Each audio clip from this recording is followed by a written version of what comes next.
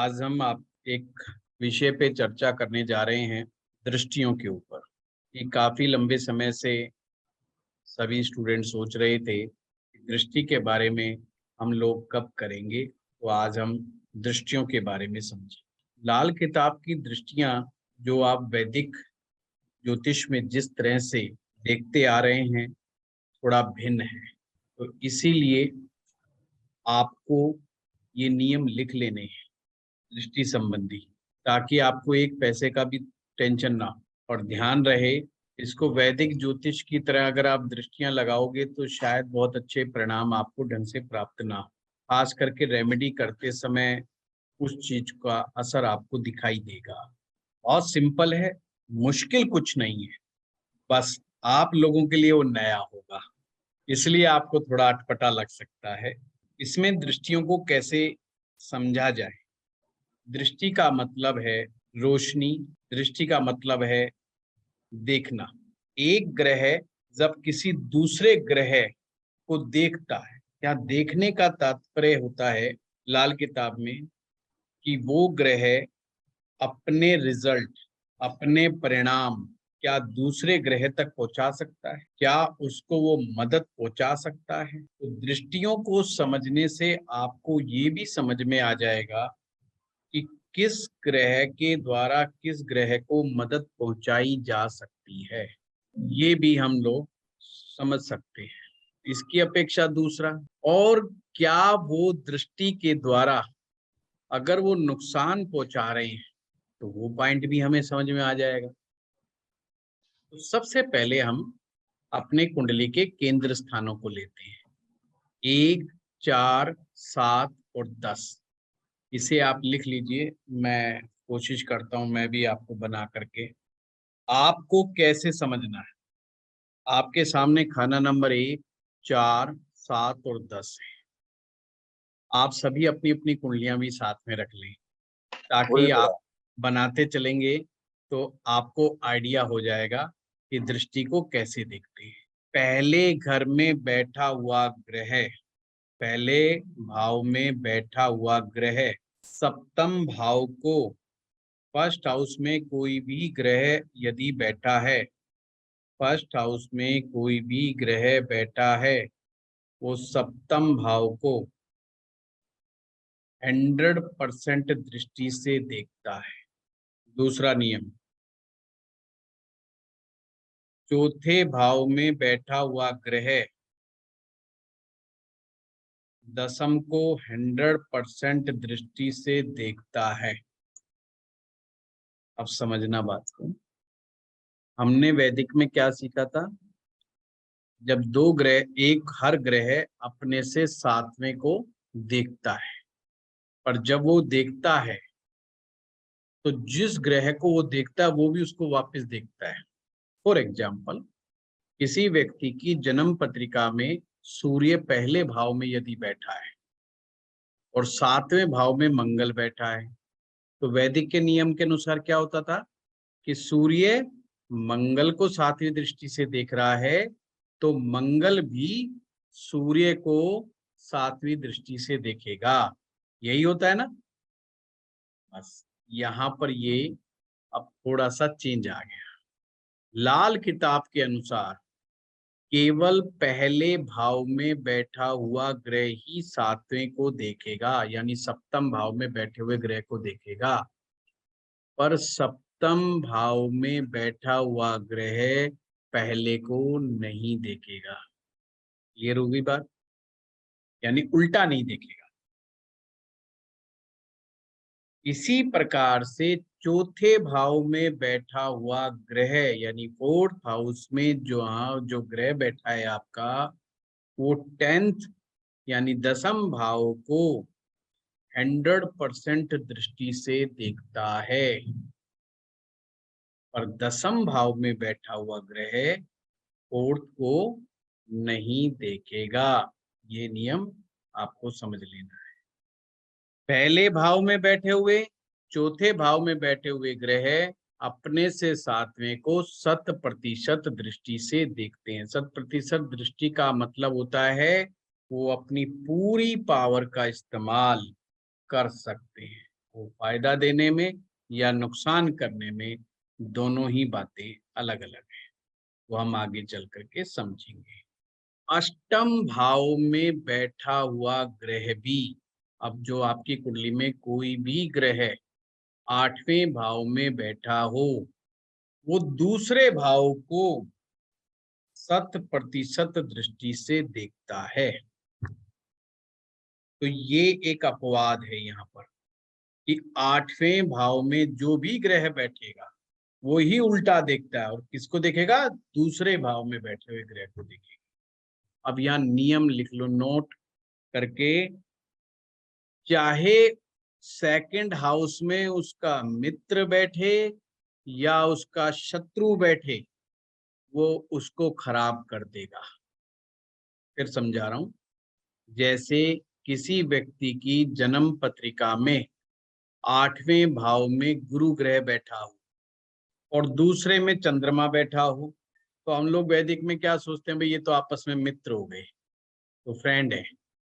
और लाल किताब के नियम के अनुसार अष्टम भाव में बैठा हुआ गुरु सेकंड भाव में बैठे हुए चंद्रमा को 100% दृष्टि से देखेगा, परंतु उसके रिजल्ट को खराब कर देगा। ये सूत्र याद रखना, या इसको ऐसे भी समझ सकते हो, याद रखने के भी, 8वें में जो भी ग्रह बैठेगा ना, वो धन भाव में बैठे हुए ग्रह को खराब कर देगा।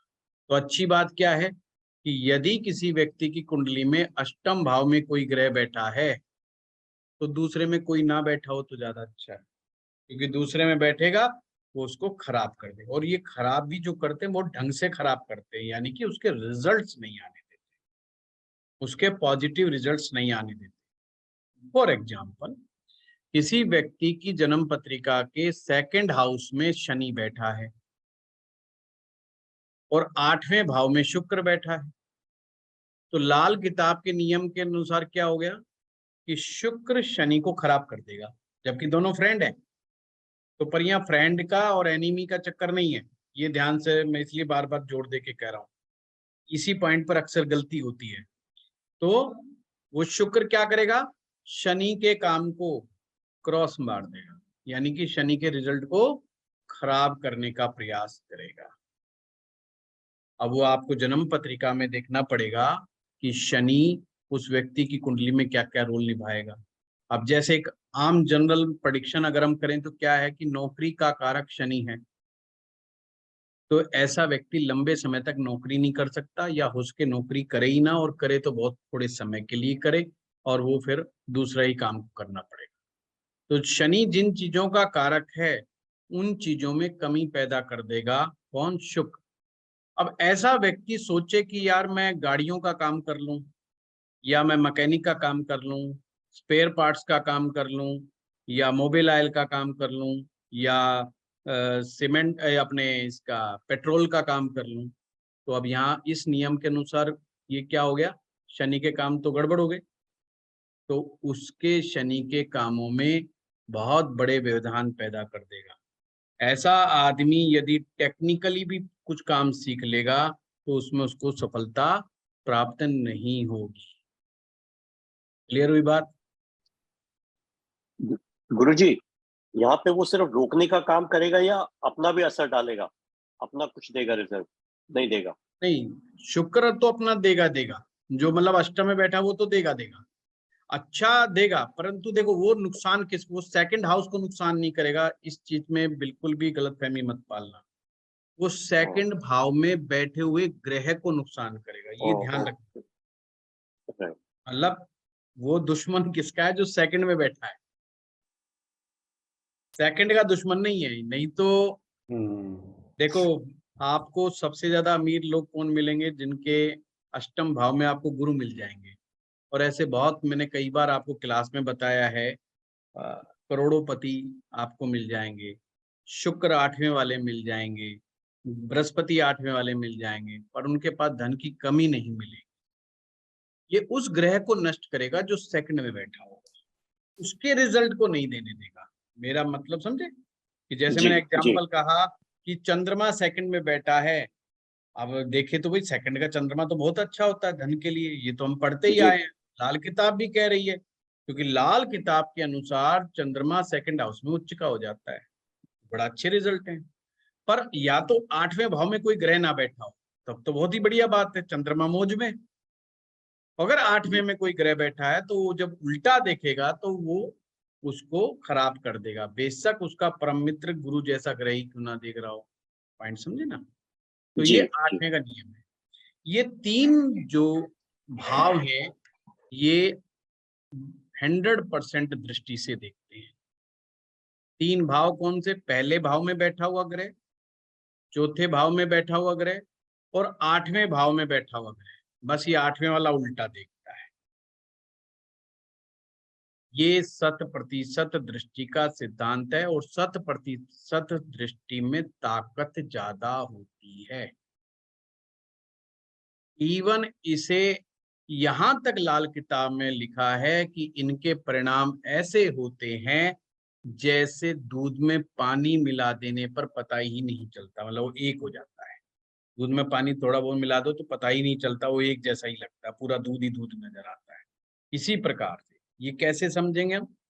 जैसे किसी व्यक्ति के पहले भाव में कोई ग्रह बैठा हुआ है, पहले भाव में कोई ग्रह बैठा है, मान लेते हैं कि मंगल बैठा है पहले भाव में, और उसके 7वें भाव में बैठा है शुक्र। तो नियम के अनुसार, दृष्टि नियम से क्या हो गया? मंगल शुक्र को 100% दृष्टि से देखता है। तो आपने ऐसा इमेजिन करना है कि अब ये सप्तम भाव में मंगल और शुक्र की युति हो, तो सप्तम भाव में मंगल और शुक्र की युति का जो परिणाम होते हैं वो आपने मान के चलने हैं, वो रिजल्ट आएंगे। क्योंकि दृष्टि 100% है तो इसको एक युति की तरह देखना है, मतलब इसको लाल किताब ने 100% दृष्टि को काफी स्ट्रॉन्ग माना है। एक दूसरा एग्जाम्पल ले लेते हैं। पहले भाव में किसी का मंगल बैठा हुआ है और सप्तम भाव में उसका शनि बैठा हुआ है, तो हम क्या मानेंगे? अब शनि क्या मानेंगे? हम उच्च का मानेंगे कि शायद सप्तम में उच्च का बैठा है, और साथ में क्या मानेंगे कि शनि तो उच्च का है पर यहाँ पर शनि और मंगल की युति भी सप्तम में आ रही है। तो अगर शनि के अच्छे परिणाम नहीं प्राप्त हो रहे हैं तो इसमें कसूर किसका हो गया? मंगल का हो गया। और शनि और मंगल की युति से क्या बन रहा है? मसनूई ग्रह, वो भी दिमाग में रखना है आपने।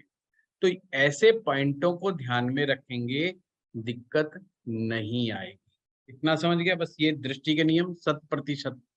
आसान बात ये हो गई कि 10वें में कोई बैठा है या 9वें में बैठा है और इस तरीके से उल्टे सीधे नहीं देखते, बस एक तरफा ही है मामला कि पहले वाला 7वें को देखेगा, चौथा वाला 10वें को देखेगा, 8वें वाला दूसरे भाव को देखेगा। 8वें के साथ दिक्कत है क्योंकि इसको मौत का घर कहा गया है लाल किताब में, इसलिए जो भी 8वें में बैठेगा, लॉजिक में बता रहा हूँ क्यों इसको नेगेटिव माना है, वो अपने दूसरे में बैठे हुए ग्रह को क्यों खराब करेगा? क्योंकि वो मौत के घर में बैठा हुआ ग्रह माना जाएगा। अगर शुक्र 8वें में बैठा है तो मौत के घर में बैठा हुआ शुक्र माना जाएगा। बुध 8वें में बैठा है तो मौत के घर में बैठा हुआ बुध माना जाएगा, और वो सेकंड भाव में फिर जो भी ग्रह बैठा होगा उसको नष्ट करके दे देगा, चाहे वो उसका मित्र हो चाहे वो उसका शत्रु हो, उसको बख्शेगा नहीं। अब अगला नियम लिखो। तीसरे भाव में बैठा हुआ ग्रह, तीसरे भाव में बैठा हुआ ग्रह नवम भाव को और 11वें भाव को 50% यानी 50% दृष्टि से देखता है। पर यहाँ पर भी वही नियम लागू होगा कि 11वें में अगर कोई बैठा तो वो तीसरे को नहीं देखेगा। बस तीसरे में बैठा हुआ ग्रह के ऊपर शर्त है कि वो 11वें पर देख दृष्टि रखेगा, एक दृष्टि वो 9वें पे देखेगा, यानी कि असर। अगर मान लीजिए शनि तीसरे भाव में बैठा है तो नवम भाव में बैठे हुए ग्रह को 50% असर पैदा कर देगा, यानी कि अपना रिजल्ट देगा तो 50% देगा। नवम भाव पर असर देगा तो 50% देखेगा, यानी पूरा पूरा 100% रिजल्ट नहीं मानना, 50% मानना है। यानी अगर कोई तकलीफ आएगी तो भी आधी आएगी और फायदा आएगा तो भी आधा ही आएगा। पंचम भाव में बैठा हुआ ग्रह, पंचम भाव में बैठा हुआ ग्रह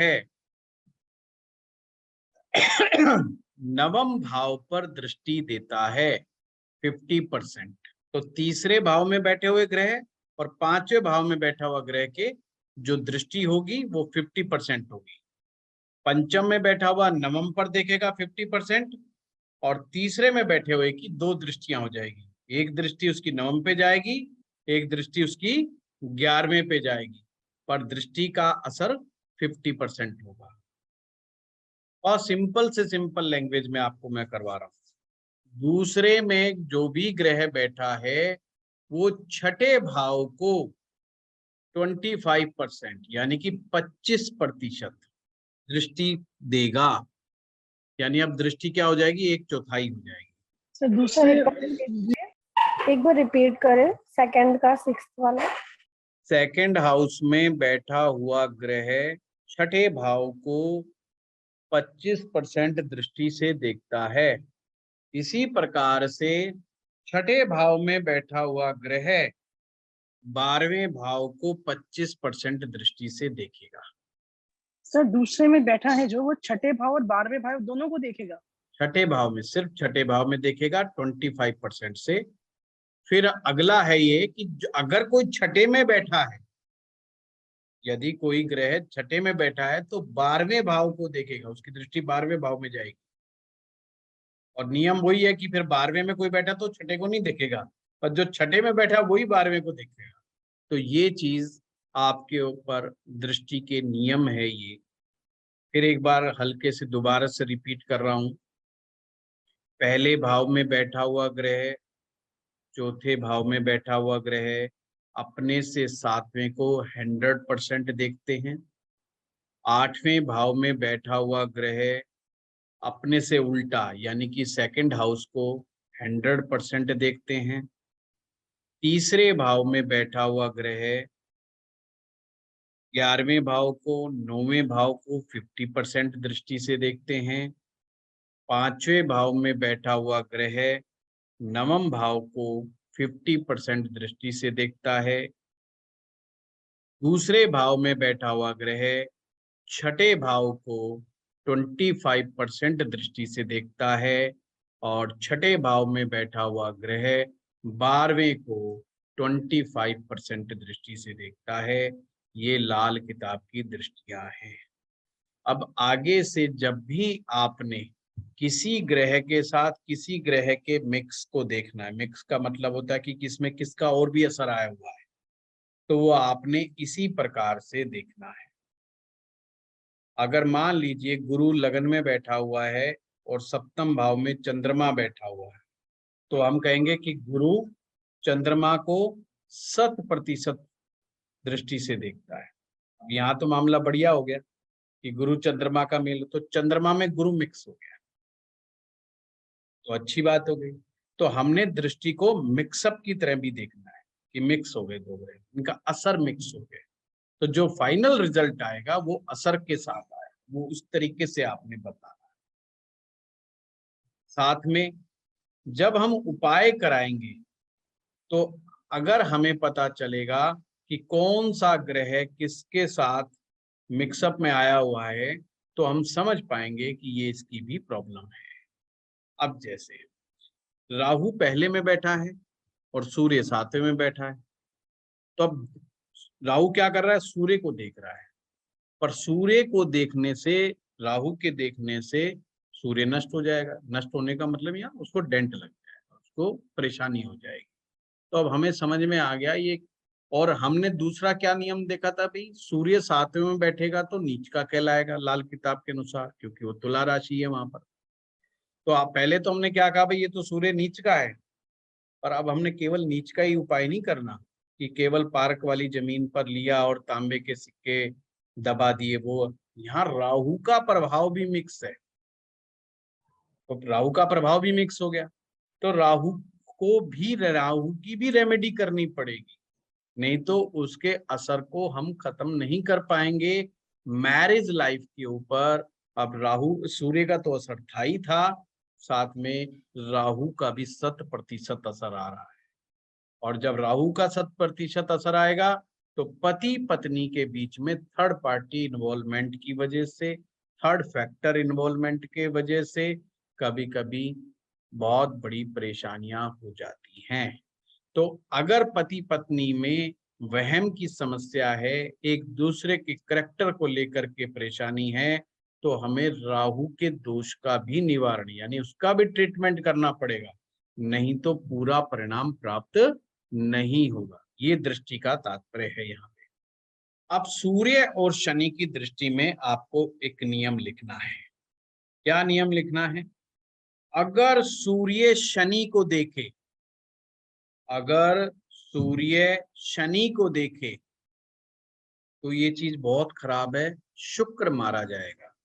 सूर्य शनि को देखे, सूर्य शनि को कैसे देखेगा? मान लीजिए किसी के दसम भाव में दसम भाव में शनि बैठा है और चौथे में सूर्य बैठा है, तो चौथे भाव में बैठा हुआ ग्रह दसम में बैठे हुए ग्रह को 100% दृष्टि से देखेगा। तो सूर्य शनि को 100% दृष्टि से देख रहा है, पर लाल किताब के नियम के अनुसार शनि सूर्य को नहीं देख सकता। तो यहाँ पे क्या कहेंगे हम? सूर्य शनि को देख रहा है, तो जब सूर्य शनि को देखेगा तो शनि को टक्कर मारेगा, यानी कि डेंट मारेगा।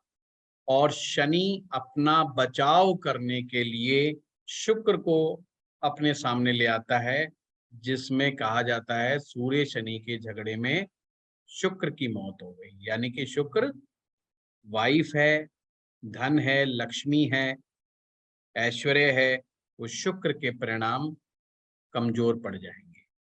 तो ऐसे में शुक्र को ताकत देनी पड़ेगी। अब इसका उल्टा कर लो आप, शनि को चौथे भाव में पहुंचा दो और सूर्य को दसम में रख दो। ये एक एग्जाम्पल दे रहा हूं। अब इस एग्जाम्पल में क्या हुआ कि अब शनि सूर्य को देख रहा है, सूर्य शनि को नहीं देख रहा, और सूर्य के बचाव में कोई नहीं आ रहा।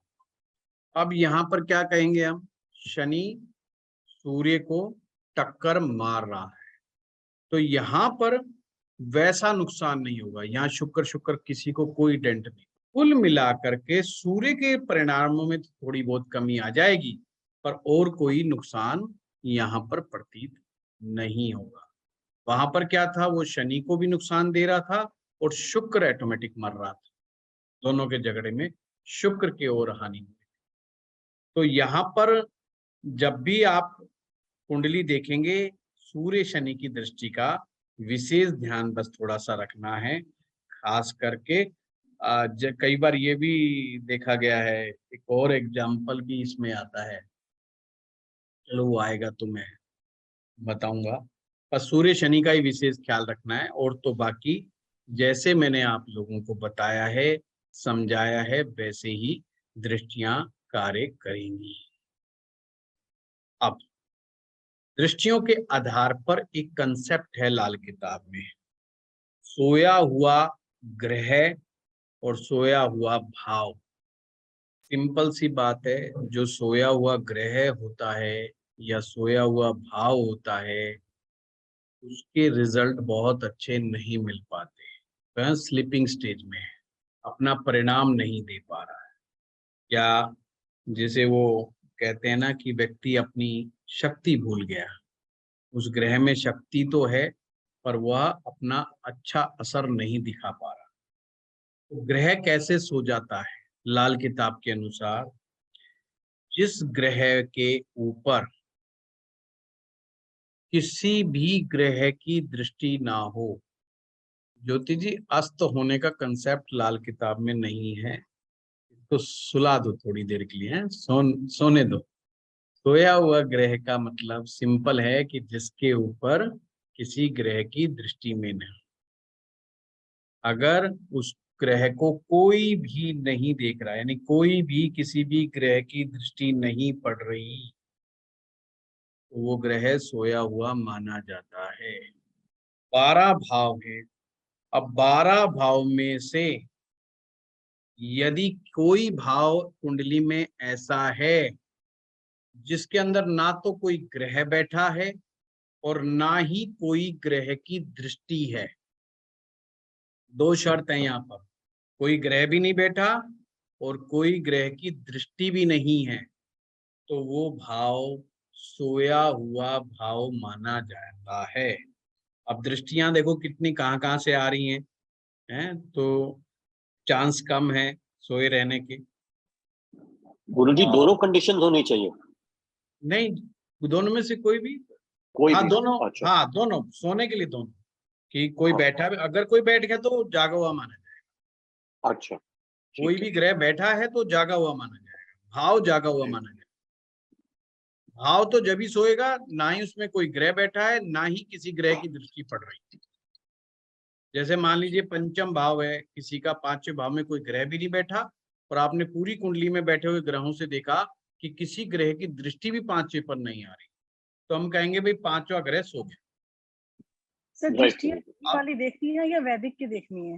वैदिक की तो देखनी ही नहीं ना, जब तो सिखाई है, नहीं तो मुझे सिखाने की जरूरत ही नहीं पड़ती, वो नहीं तो आप ठीक है, लोगों को सर मालूम वैदिक ही की है। दृष्टियां ठीक है सर। नहीं, वो तो आप लोगों को पहले से ही आती है। मैंने कहा था बस देखो है बहुत आसान, बस ये थोड़ा सा अटपटा लगेगा क्योंकि आप थोड़ा सा अलग ढंग से देख रहे हो और कोई बात नहीं है, पर बार बार प्रैक्टिस करोगे तो समझ में आ तो जाएगा। दृष्टि के साथ में मसनूई भी फिट करना है? हाँ वो तो सारे लगेंगे विश्वामित्र जी, सारी चीजें फिट होंगी। अच्छा, मतलब दृष्टि देख रहे हैं तो मतलब मसनूई मानेंगे ना फिर उसको, दृष्टि अगर हाँ आ रही है तो। मशनूई तो कंसेप्ट बिल्कुल बना रहेगा, मतलब दृष्टि के साथ में पैरेलल चलेगा ना वो काम। वो सारी चीज, वो जैसे ना वैदिक ज्योतिष में सारे नियम एक साथ लागू होते हैं ना, वैसे ही इसमें भी एक साथ लागू होते हैं, पर जब स्टेप स्टेप में बताते हैं तो धीरे धीरे धीरे धीरे करके वो बताए जाते हैं। ठीक है, ठीक है। अब ये चीज समझ में आ गई, सोए हुए ग्रह को जगाना कैसे। एक तो ये अपने आप भी जागते हैं, अपने उम्र के हिसाब से जागते हैं। अगर कोई ग्रह सोया हुआ है तो अपनी उम्र में जागेगा, अपनी उम्र में जागेगा मतलब जैसे सूर्य 22वें में जागेगा, चंद्रमा 24वें में जागेगा, शुक्र 25वें में जागेगा, मंगल 28वें में जागेगा, बुध 34वें में जागेगा, गुरु 32वें में जागेगा, राहु 42वें में जागेगा, केतु 48वें में जागेगा और शनि 36वें साल में जागेगा। ये अपनी उम्र आने पर जाग जाते हैं। तो प्लीज रिपीट कर दो। Please repeat. ओहो बड़ी मेहनत हो जाएगी, तो मेरे बहुत सारे वीडियो हैं दोबारा। सूर्य 22वां, मैंने तो ये वैदिक में भी करा दिया, लाल किताब का नियम था, वैदिक में पढ़ाता आ रहा हूँ। जी तब जी। सर चंद्र 36 में? चंद्र 24 सर लास्ट वाला कौन सा बताया? 36 में तो सपने टूटने से लगते हैं बंदे के, सपनों की उम्र तो 24। शनि है बुध थी, 36। बुध जब थी। बंदा केतु सोचता है मैं 48 में और कुछ भी उसके बन बाद कौन जाऊंगा। सा बताया? चंद्रमा 24वां, 25वें में शुक्र, मंगल 28, मंगल 28, जुपिटर गुरु 32, मरकरी 34, सैटर्न 36, राहु 42, केतु 48। अब सोए हुए भाव को कैसे जगाना है। हाँ भाव कई बार मिल जाते हैं, ये ध्यान रखना, भाव मिल जाते हैं, कोई कोई भाव ऐसा होता है। दिक्कत जब आती है जब दूसरा भाव या 10वां भाव या पहला भाव फंस जाता है। पहला भाव नहीं फंसना चाहिए बस, बाकी तो देखी जाएगी, यानी बंदे को कोई समझा ही नहीं सकता। पहले भाव के साथ अगर पहला भाव में अगर कोई ग्रह ना बैठा है और ना ही कोई ग्रह देखता है तो सोया हुआ भाव माना जाएगा, और उसको आपने मंगल ग्रह के उपाय बता देने हैं, उसको जगाने के लिए मंगल ग्रह के उपाय। अब यहाँ क्या आपने, आपको ट्रिक बताता हूँ थोड़ा। मूंगा तुरंत पहना दो उसको, मूंगा रतन तुरंत पहना दो, हनुमान जी के पाठ पूजा करने बता दो, लाल रंग का रुमाल साथ में रखने के लिए बताओ, मंगल के लिए एक्सरसाइज बताओ, मंगलवार का उपवास करना बताओ, मंगल ग्रह के मंत्र जाप बताओ, यानी उसको तुरंत एक्टिवेट करवा के। ये तो बंदे का बुद्धि काम नहीं करेगी। तो आप कितना मर्जी बार बार समझाए जाओ, उसको समझ में नहीं कुछ आना, अपनी ग्रोथ के बारे में नहीं होगा। अब आप कहेंगे क्या ऐसा व्यक्ति कोई पागल होता है? बिल्कुल पागल ही होता है, बहुत सामान्य व्यक्ति होगा, बस उसकी जो सपने होंगे वो सेक चिल्ली जैसे होंगे। गुरुजी इसमें मंगल Practically की नहीं। पोजीशन, गुरुजी इसमें मंगल की मंगल की पोजीशन कहीं हो, ठीक नहीं हो, ये मैं उपाय बता रहा हूँ, एक एक भाव करके बताऊंगा ताकि दिक्कत ना आए। ये मूल चीजें हैं जो आप कुंडली जब देखेंगे ना तो आपने पॉइंट आउट करना है कि कोई भाव सोया हुआ तो नहीं है, कोई ग्रह तो सोया हुआ नहीं है, जो कमियां है ना कुंडली की वो साइड में लिखनी है, तभी तो आप चीजों को समझ पाएंगे। व्यक्ति का मंगल बद तो नहीं है, जो मेन कारण है ना वो आपको समझने होंगे।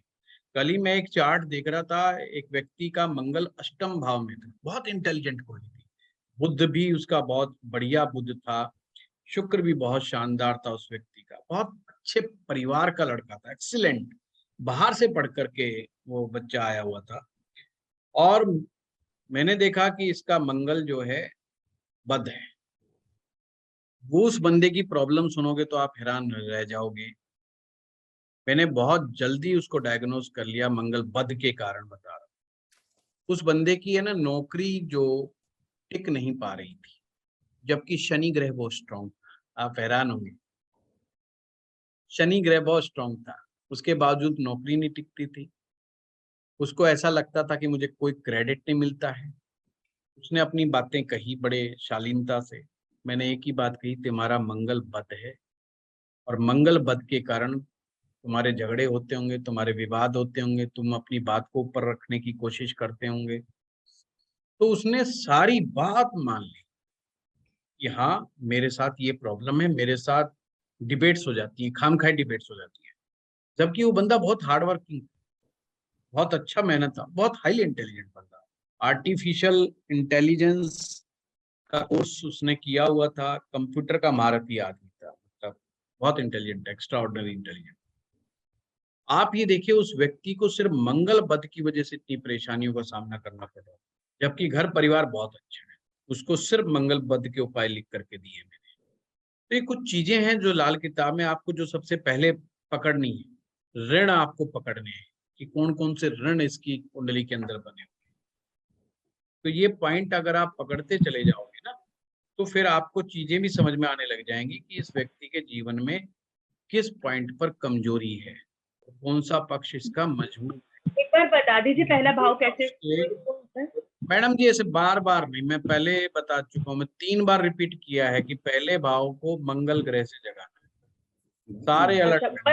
कैसे चलेगा कि वो सोया हुआ है, पता कैसे चलेगा अगर उसके अंदर कोई भी ग्रह नहीं है? दोबारा देखना, अभी मैं दूसरे भाव को बताऊंगा जब देखना है ना प्लीज। डिस्टर्ब हो जाते हैं। हाँ नहीं, एक्चुअली में मेरा मंगल जो है ना बद बिल्कुल भी नहीं है, बड़ा नेक है। क्यों कैसा है? तो मंगल बद मत करो। सेकंड हाउस को अब समझो आप बात। कोई भी भाव सोया क्या होता है मैं दोबारा बता रहा हूँ। अब सेकंड भाव कैसे सोया होगा? अगर दूसरे भाव में कोई भी ग्रह ना बैठा हो, दूसरे भाव में कोई ग्रह ना बैठा हो, ना ही दूसरे भाव को कोई ग्रह देखता हो, तो यहाँ पे कैसे देखने वाला मामला कैसे बनेगा कि 8वें में कोई ना बैठे। जब कोई नहीं बैठेगा तो कोई देखेगा भी नहीं, और कोई दूसरे में बैठा भी ना हो तो दूसरा भाव सोया हुआ होता है। अब दूसरे भाव सोया होने का तात्पर्य यहाँ पे समझना, ऐसा नहीं कि वो उसकी वाणी नहीं होगी या उसका कुटुंब नहीं होगा, ये मत। सोए हुए का मतलब वो अपनी एफिशिएंसी का इस्तेमाल नहीं कर पाएगा, वो अपनी राइट कम्युनिकेशन, यानी कि जो बात वो बोलना चाहता है वो बेचारा बोल ही नहीं पाएगा। वो अक्सर ये कहेगा यार मैं बोलना तो इसको ये चाहता था पर मुंह से ये निकल गया और झगड़ा हो गया। तो अपनी सही बात को सही तरीके से नहीं कह पाएगा। यही कारण है वो धन भी ढंग से नहीं कमा पाएगा, और धन आ जाएगा यानी कहीं सैलरी सुलरी ले भी आया तो उसका पैसा दाएं बाएं ऐसे ही हो जाएगा, वो पैसा भी नहीं जोड़ पाएगा। इसे कहते हैं सोया हुआ। तो सोए हुए का मतलब ये नहीं कि आप बिल्कुल मान लें कि ये बिल्कुल नहीं कमाएगा, 1 रुपया ही नहीं कमाएगा या बोलेगा नहीं, ऐसा कुछ नहीं है। बस ये है कि सोया हुआ है का मतलब वो अपना सही इस्तेमाल नहीं कर पा रहा है सेकंड हाउस से रिलेटेड चीजों का। क्लियर? अब सेकंड हाउस को जगाने के लिए हम चंद्र ग्रह की वस्तुओं का उपयोग कर सकते हैं, जैसे कि मोती धारण करवाओ उन्हें, भगवान शिव की पाठ पूजा बताओ उन्हें, चंद्र ग्रह के मंत्र जाप बताओ उन्हें माँ का आशीर्वाद लेने के लिए बोलो, भाव जाग जाए। और भाव जगाना जरूरी है पर आसान है, ध्यान रखना, भाव जगाना जरूरी है पर आसान है। मतलब ये रेमेडी बहुत जल्दी असर पैदा कर देती है तीसरे भाव को जगाने के लिए। और तीसरे भाव में भी वही रूल, हर भाव में यही नियम लागू होगा कि कोई ग्रह उसमें बैठा हुआ भी नहीं है और कोई ग्रह की दृष्टि भी नहीं है। तीसरा भाव अगर सोया हुआ होता तो फिर वो एफर्ट्स नहीं करता बिल्कुल भी। फिर जिसको घर परिवार में नकारा निकम्मा टाइप बोल देते ना, अरे ये कर ले, अरे ये कर दे, वो बेचारा सुनता रहेगा, हाँ करता हूँ, हाँ करता हूँ, ऊपर करके नहीं देता है, वो एफर्ट्स नहीं करता किसी काम के लिए, भाई बहनों से भी उसकी इतनी नहीं बनती है, तो वो भी चक्कर फंस जाता है। तो तीसरे भाव को बुध ग्रह के द्वारा जगाया जाए, यानी कि जब बुध ग्रह के द्वारा का मतलब है उसके बुध की रेमेडी करनी है, बुध के अच्छे वाले उपाय करने हैं। और अच्छे वाले उपाय में आप उसका रत्न धारण करवाएं, आप उसके मंत्र जाप बताएं। देखो ध्यान रखना, लाल किताब में मंत्र जाप के लिए, पाठ पूजा के लिए मना नहीं है, कुछ विशेष परिस्थितियों को छोड़ करके। मंत्र जाप, पाठ पूजा उन्हें बताएं, रत्न धारण बताएं। जिस भी चीज से ग्रह की शक्ति बढ़ती हो, बुध ग्रह की शक्ति बढ़ती हो, वो सारे उपाय आप बता सकते हैं, उससे तीसरा भाव एक्टिवेट हो जाएगा। अच्छा, दूसरे भाव के लिए कई कई जगह लिख रखा है शुक्र ग्रह का उपयोग करने के लिए भी लिख रखा है, तो शुक्र ग्रह का उपयोग भी लिख सकते हैं आप। चौथा भाव, चौथे भाव में कोई ग्रह नहीं है और किसी भी ग्रह की दृष्टि नहीं है। जब ग्रह की दृष्टि देखनी है तो लाल किताब के अनुसार देखनी है, ये ध्यान रखना, तो सोया हुआ माना जाएगा। ये नहीं कि 12वें भाव में गुरु बैठा है और वो उसको 5वीं दृष्टि से देख रहा है तो आपने कहा हो ये तो दृष्टि आ गई, वो नहीं देखना। लाल किताब की दृष्टि आई कि नहीं आई है वो देखना है, या कोई ग्रह बैठे। तो अगर चौथा भाव सोएगा तो उसको चंद्रमा के उपायों से आपको जगाना है। सर इसमें सिम्टम क्या होंगे? सिम्टम तो मैं अभी लंबा कोर्स करवाऊंगा ना, 2 तारीख से हम लोग शुरू करें, 5 तारीख से, तो उसमें फिर आएंगे। उसमें 2 फीस रखनी है आपने, एक 21,2200 रखी है, एक 900 रखी, कौन सी दें? नहीं, जो इस बैच के स्टूडेंट है सबके लिए वो 900 वाला ही मामला है। अच्छा अच्छा अच्छा। हाँ, वो आप ही लोगों के लिए रखा है। अच्छा, लॉयल्टी बोनस है वो। हाँ, वो loyalty bonus है। नयो सर के तब लिए तक तो हमारा 3000 रुपए लिखा है। कैशबैक हो गया ना, कैशबैक। 3,000 लिखा, 2,200 लिखा, पता नहीं 21 लिखा, क्या नहीं। 2100 लिखा है उनके लिए जो एस्ट्रो पाठशाला के स्टूडेंट है, यानी कि अच्छा अच्छा। और जो हमारे कोर्स आउटर में है सर्कल के, और हमारे लाल किताब में नहीं है, यस समझ गए। और जो बाहर के होंगे उनके लिए 3000। तो सर तब तक हमारा ये वाला कोर्स फिनिश हो जाएगा जो ये चल हाँ रहा हाँ, है अभी? बिल्कुल बिल्कुल। चलिए, पंचम भाव उसे लंबा चलाएंगे 6 महीने, जो एक एक चीज है ना, सूत्र बता बता के, जब टक्कर के ग्रह भी कराएंगे तो 1 घंटा पूरा लगाएंगे उसके ऊपर विद एग्जाम्पल। पंचम भाव में अगर कोई ग्रह नहीं बैठा, कोई नहीं देख रहा, तो सूर्य से जगाना है। तो मैं सिर्फ किस ग्रह के द्वारा जगाना है उसका मैं बता रहा हूं, फिर आपसे क्वेश्चन आंसर भी लूंगा, थोड़े सूत्र और कराऊंगा। छठा घर अगर सोया हुआ है तो उसको बुध ग्रह से जगाना है। 7वां अगर सो गया तो शुक्र ग्रह से, सॉरी, छठा भाव, छठे छठे अगर सोया है तो राहु से जगाया जाएगा, राहु के उपाय। बुध से नहीं।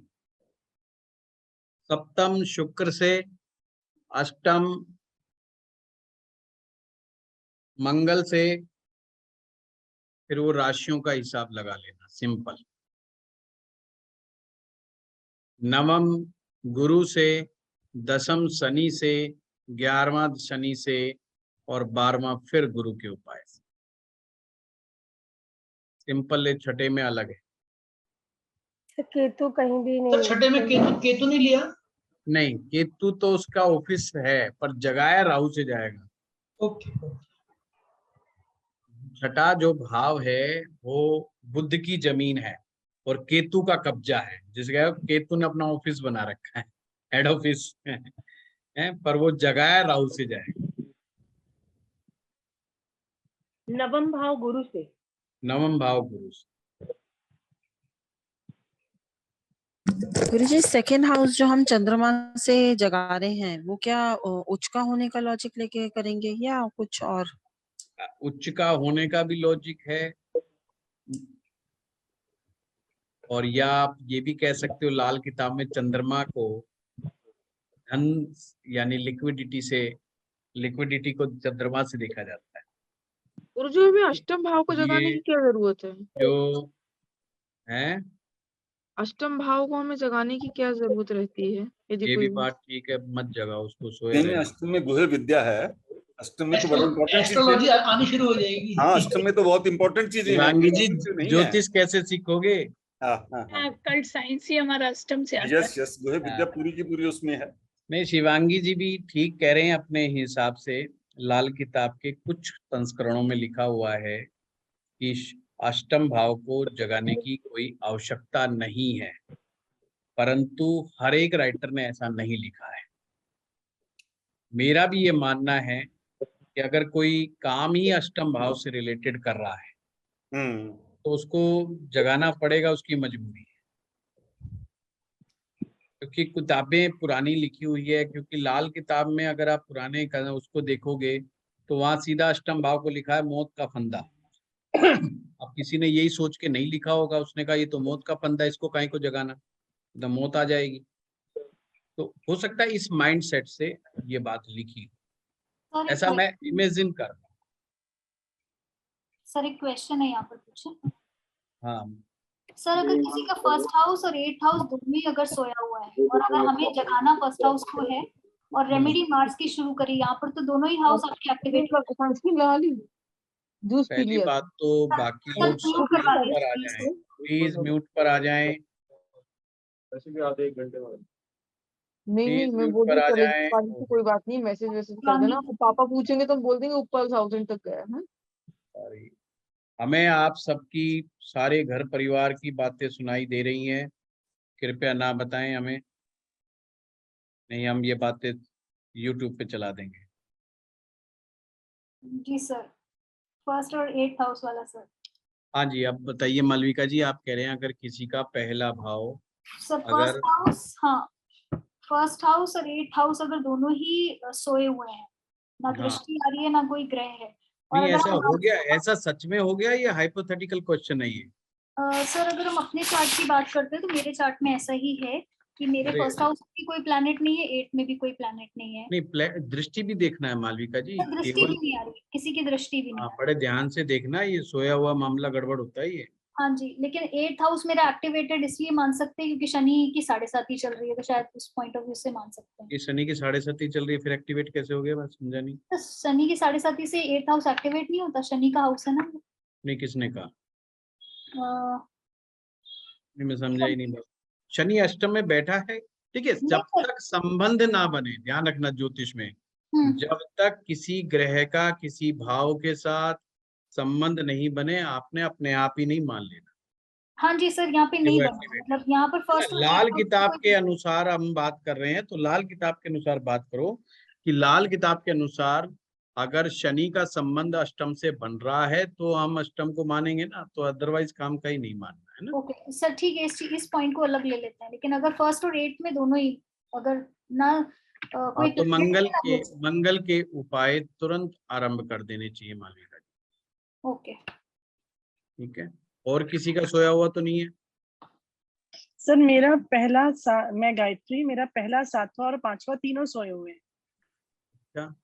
ओहो, पहले में भी कोई नहीं है, 7वें में भी कोई नहीं है, 5वें में भी कोई नहीं है और दृष्टि भी कोई नहीं है, तीनों में। आपके तो उम्र के हिसाब से भी जाग रहे होंगे गायत्री जी, कि उम्र ठीक के है सर। हिसाब से भी जाग जाते हैं। एक तरीका और है, जिस भाव का, जैसे कि वो भाव जिन चीजों का कारक होता है वो कार्य जीवन में होने से भी जाग जाते हैं। जैसे पंचम भाव, अगर किसी के संतान हो जाएगी तो 5वां भाव जागा हुआ माना जाएगा। बस फिर सर मेरा 7वां भाव, तो फिर जैसे कि किसी की शादी हो जाए तो भी वो जागा हुआ माना जाएगा। ठीक है सर। शादी मान लीजिए 22वें साल में हो गई और शुक्र जगाएगा 25वें में, तो अगर शादी पहले हो जाएगी तो 7वां भाव पहले ही जागा हुआ माना जाएगा। ठीक है सर। अगर किसी की नौकरी लग गई तो 6ठा भाव जागा हुआ माना जाएगा।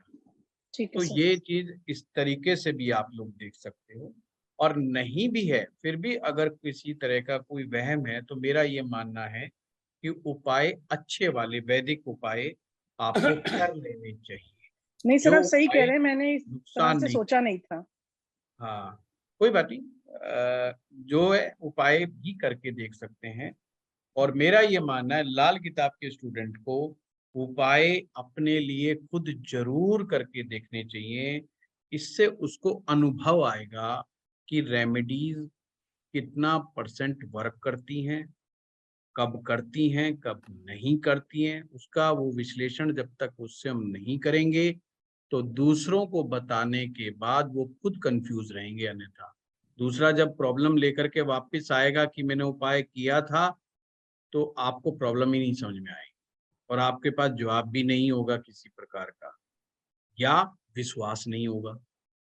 और विश्वास होना ज्योतिष में बहुत जरूरी है कि अगर आपको डॉक्टर को अपनी दवा पे विश्वास नहीं होगा तो फिर मामला गड़बड़ है। तो कितना % रिजल्ट आता है, जैसे मैं आपको उपायों में कई बार बताता हूँ कि किसी को डिप्रेशन हो जाए, कोई डिप्रेशन का पेशेंट है, उसको डिप्रेशन के कारण नींद नहीं आ रही है, बहुत ज्यादा स्ट्रेस में है, सो ही नहीं पाता है, दवाइयां खाए बगैर उसको नींद नहीं आती है।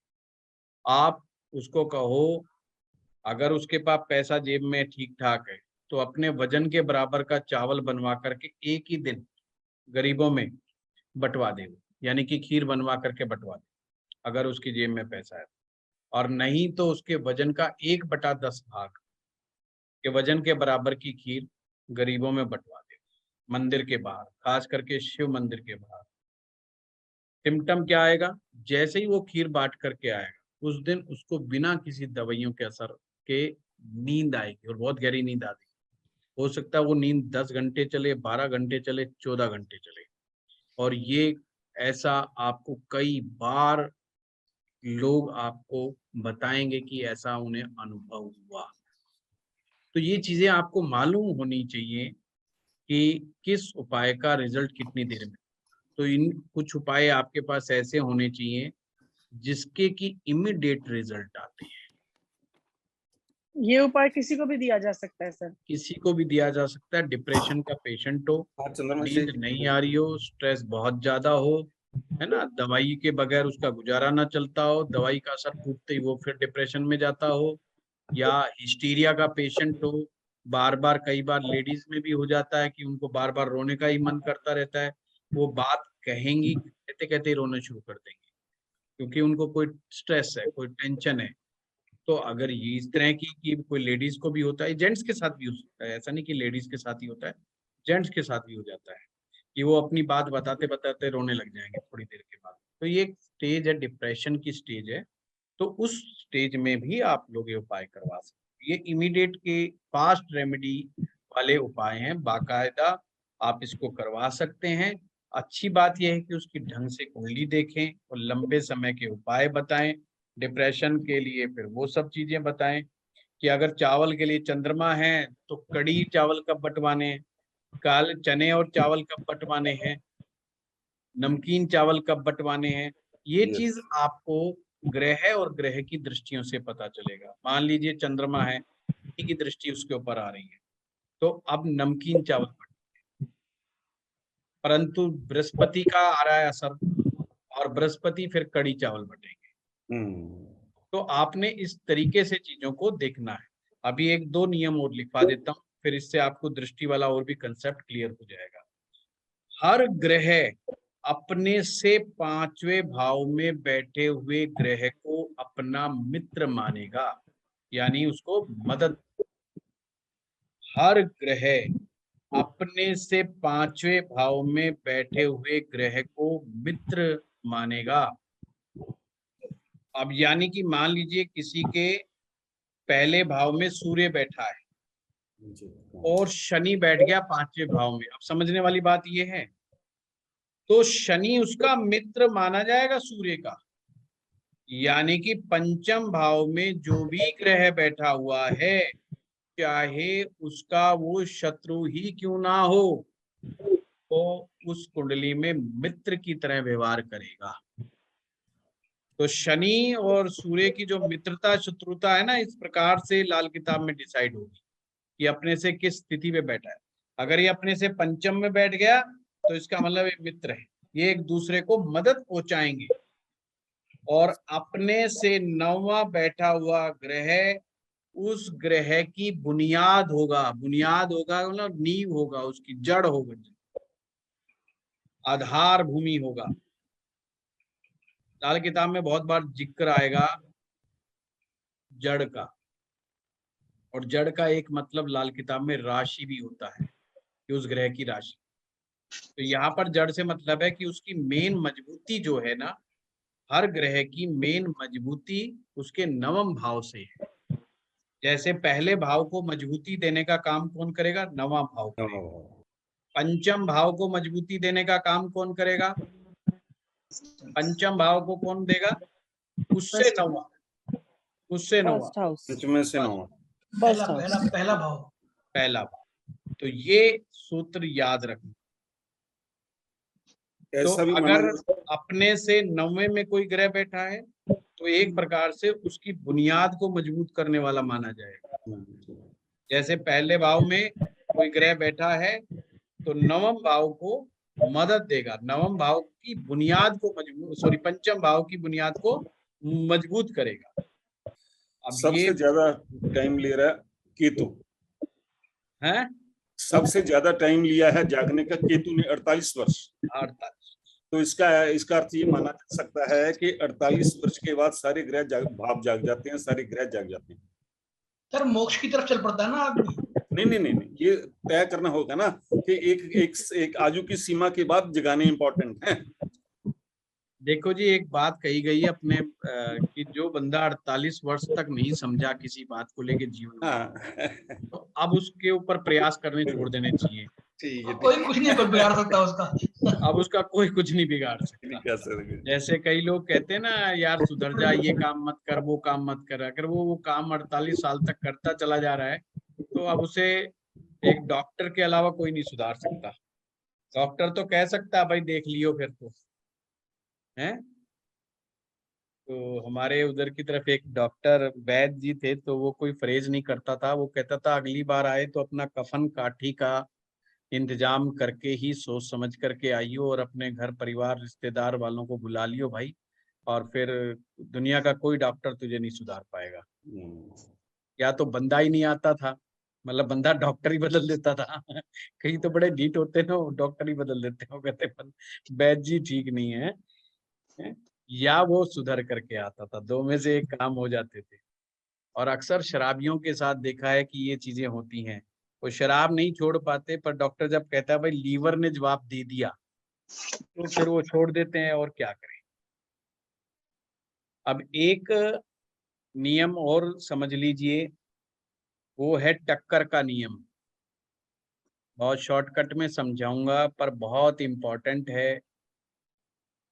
हर ग्रह से अब बैठा हुआ 8वां, हर ग्रह अपने से 8वें ग्रह को टक्कर मारता है, और लाल किताब में टक्कर को नेगेटिव सेंस से देखा जाता है। और यहाँ पर भी यही नियम लागू होगा, चाहे वो उसका मित्र हो चाहे उसका शत्रु हो, वो टक्कर मारता है। टक्कर एक एक्सीडेंट की तरह देखती है लाल किताब। अगर टक्कर मारेगा तो जिस ग्रह पर टक्कर पड़ेगी उसको डेंट पड़ेगा अच्छा खासा। जैसे कि पहले भाव में किसी का सूर्य बैठा है और गुरु बैठा है 8वें में, तो आप सूर्य पहले में बैठा है तो वहीं से गिनना शुरू कर दो। तो सूर्य अपने से 8वें भाव में बैठे हुए ग्रह को टक्कर मारेगा, तो ये टक्कर मारेगा किसको? गुरु को। बेशक गुरु उसका मित्र ही क्यों ना हो, यानी कि उसको बर्बाद करने में कसर नहीं छोड़ेगा, उसको उसकी बुनियाद हिला देने तक प्रयास करता है, यानी कि उसको काफी जोर की टक्कर लगती है, काफी बड़ा डेंट पड़ता है। तो लाल किताब में ये चीज अच्छी नहीं मानी गई।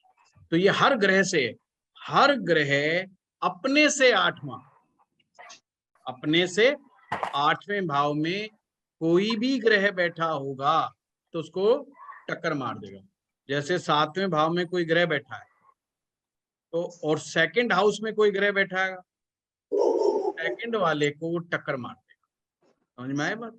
सिंपल है, पीछे से उसको टक्कर लगती है और आगे से भाव को नहीं, ग्रह से देखना है सर भाव को, ग्रह को देखना है। आप ग्रह से गिनना शुरू कर देना कि उससे 8 भाव गिनेंगे, अगर उनमें कोई ग्रह बैठा है तो उसको टक्कर मारेगा, अगर कोई ग्रह ही नहीं बैठा तो फर्स्ट क्लास में। 11वें घर में बैठे ग्रह, 11वें भाव में बैठे ग्रह 6ठे को टक्कर मारेंगे। हाँ जी, अच्छा, बिल्कुल बिल्कुल आपने सही कहा। 11वें भाव में कोई ग्रह बैठा है तो वहां से 8 गिनेंगे तो 6ठा भाव आ जाएगा, तो 6ठे में अगर कोई ग्रह बैठा होगा वो उसको टक्कर मार देगा। तो ऐसे में वर्षफल में आपने ये नियम लगाना है यू का ये टक्कर वाला कि इस साल कौन किसको टक्कर मार रहा है। अगर ऐसा हो जाता है तो लाभ का ग्रह किसको टक्कर मार रहा है? नौकरी को। तो लाभ कहाँ डिस्टर्ब होगा? नौकरी की वजह से डिस्टर्ब हो जाएगा, या लाभ डिस्टर्ब हो जाएगा किसी बीमारी की वजह से, किसी परेशानी की वजह से डिस्टर्ब हो जाएगा। तो आपने ये कहना है। तो ये टक्कर जो होती है इसमें मित्र शत्रु का कोई कंसेप्ट नहीं है, बस जो भी 8वें भाव में आ गया, जो मिल गया वो ग्रह उसको टक्कर मार देगा। सर ये सिर्फ वर्षफल में ही देखना है कि बुनियादी कुंडली में ही देखना है? मेन कुंडली में भी देखना है पर वर्षफल में भी देखना है। मेन कुंडली में तो जो टक्कर लग रही है सो लगी रही है, उससे तो ये पता चलेगा ना आपको कि भाई कहाँ गड़बड़ कहाँ पर हो रही है। जैसे कि आपको एग्जाम्पल बताएं कि चंद्रमा 10वें भाव में बैठा है किसी व्यक्ति, और राहु बैठा है 3रे भाव में, तो राहु अष्टम दृष्टि मतलब 8वीं टक्कर किसको मार रहा है? चंद्रमा को मार, 10म भाव में बैठे हुए चंद्रमा को। तो अब बुनियादी कुंडली में मतलब मेन कुंडली में कैसे देखेंगे? तो उसको क्या बताएंगे कि इस व्यक्ति के ऊपर जब भी स्ट्रेस होगा राहु के कारण होगा, क्योंकि राहु टक्कर मार रहा है चंद्रमा को, और राहु का मतलब है अनवांटेड थॉट्स, अनवांटेड फियर्स, यानी प्रैक्टिकली लाइफ में कुछ नहीं हो रहा है, ये व्यक्ति उस बात को सोच करके ही स्ट्रेस में है कि अगर ऐसा हो गया तो क्या हो। अब ये वर्षफल में भी इसी प्रकार से इन चीजों को देखा जाएगा।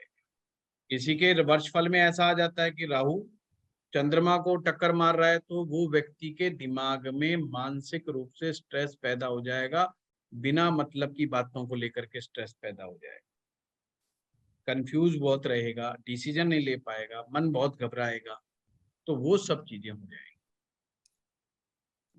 जिस भाव को टक्कर मारे ग्रह को, अगर वहां 3-4 ग्रह बैठे हो तो कौन से मारेंगे? सब में टक्कर में मान लीजिए 10म भाव में 3 ग्रह बैठ गए, हाँ जी, हाँ जी, और 3रे में कोई ग्रह बैठा है वो अष्टम पे टक्कर मारा, तो तीनों को टक्कर मार देगा। अच्छा, तो ये और तीनों पे डेंट मारेगा अच्छी तरह। यहाँ पे ये भी ध्यान रखना, जैसे हमारे वैदिक में तो कहते हैं ना कौन ग्रह मजबूत है और कौन स्ट्रॉन्ग है और कौन, यहाँ ये चक्कर नहीं है। यहाँ तो अकेला बुध भी जो है काम खराब कर देता है, उसको भी बड़ी ताकत दे रखी है। हाँ गुरुजी, यहाँ पे यदि 10म में चंद्रमा बैठा है और 5म में शुक्र बैठा है तो चंद्रमा शुक्र को टक्कर मारेगा? शुक्र मारे, बिल्कुल बिल्कुल, अब आप सही कि शुक्र चंद्रमा को मारेगा? नहीं, चंद्रमा मारेगा, चंद्रमा से 8वां गिना ना, शुक्र तक तो शुक्र वो आ रहा है। तो गुरुजी इसमें जैसे हमने राहु में बोला कि अनवांटेड विचार आएंगे आपके, और शुक्र को मारेगा तो अच्छा नहीं माना जाता। चंद्रमा जब भी शुक्र को टक्कर मारता है ये अच्छा नहीं माना जाता। किस मामले में नहीं माना जाता? ये भी मेंटल फटीग पैदा करता है, चंद्र शुक्र ये फैंटेसी क्रिएट करने वाले ग्रह माने जाते हैं। व्यक्ति अपनी फैंटेसी वर्ल्ड में चला जाता है और प्रैक्टिकली चीजों को कई बार नहीं समझ पाता, अपने इमोशंस वर्ल्ड के अंदर खुश रहता है और सही चीज को समझना नहीं चाहता। मतलब पता उसे सब कुछ है, फिर भी उसका दिल गवाही नहीं देता। जैसे उसने सोच लिया कि मैं मुख्यमंत्री बनूंगा, तो भाई वो मुख्यमंत्री है, अब उसको कोई नहीं हटा सकता उस मुख्यमंत्री पद से। वो अपने सपनों में मुख्यमंत्री है और उसको प्रैक्टिकली बेशक वो चाहे राजनीति में वो पार्टिसिपेट ना कर।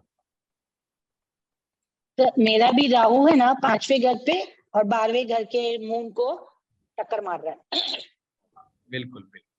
और सर इसमें ऐसा हो कि 2 प्लैनेट एक प्लैनेट को टक्कर मार रहे हो तो?